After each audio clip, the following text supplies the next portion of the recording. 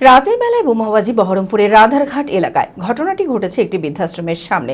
এই ঘটনায় ব্যাপক আতঙ্কিত এলাকার মানুষ। সিসিটিভি ফুটেজ চেক করে অভিযুক্তদের গ্রেপ্তারে আবেদন উঠেছে। ঘটনার খবর পেয়ে ঘটনাস্থলে পৌঁছন বিধায়ক সুব্রত মৈত্র। তিনি পুলিশের কাছে আবেদন জানাবেন, এলাকায় যত দুষ্কৃতী আছে তাদের গ্রেপ্তার করে উপযুক্ত শাস্তি প্রদান করা হোক। মানসিক স্বাস্থ্যের জন্য সবার আগে যে নামটি মনে ভেসে ওঠে, সুস্থ মনের ঠিকানা মনোবীক্ষণ। যোগাযোগ নাম্বার 7477799513।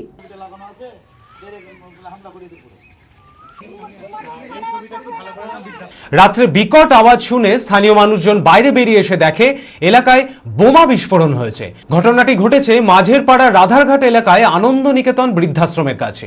এই ঘটনায় ব্যাপক আতঙ্কিত এলাকার মানুষ। তারা আবেদন জানিয়েছেন, ঘটনাস্থলের পাশের বাড়ির সিসিটিভি ফুটেজ চেক করে দেখলে হয়তো অভিযুক্তকে চিহ্নিত করা যেতে পারে।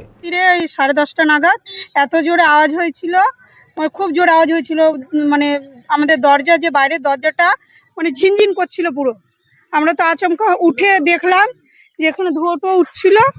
তারপর আবার ঘরে গেলাম, কেউ নাই, ফাঁকা।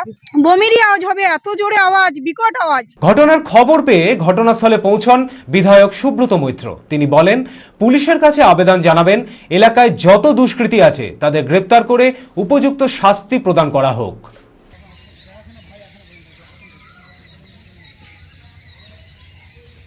গোড়াবাজার ঘাটের ঠিক উল্টো দিকে গঙ্গা পার হলে একটি বৃদ্ধাশ্রম, সেই জায়গায় কাল রাত্রেবেলায় বোমা পড়েছে এবং মানুষ আতঙ্কিত।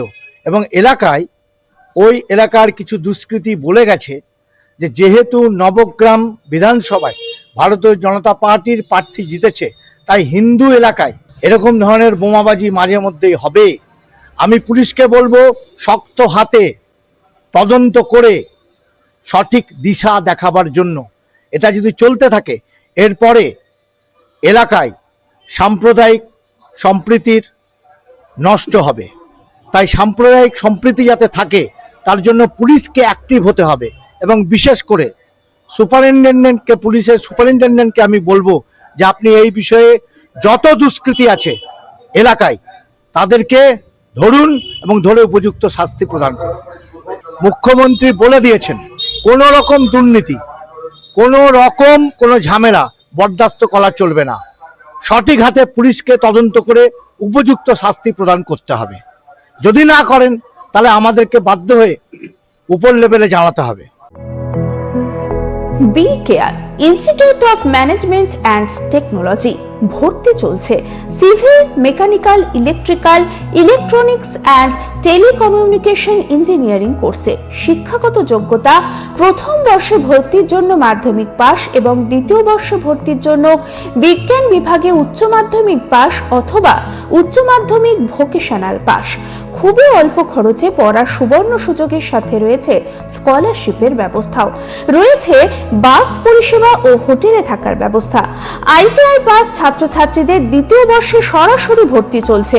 মেধাবী ও আর্থিক দিক দিয়ে পিছিয়ে পড়া ছাত্রছাত্রীদের জন্য রয়েছে 20% বিশেষ ছাড়। ঠিকানা NH 34 এর কাছে, কানফালা, নবগ্রাম, মুর্শিদাবাদ। যোগাযোগ নাম্বার 08967158821।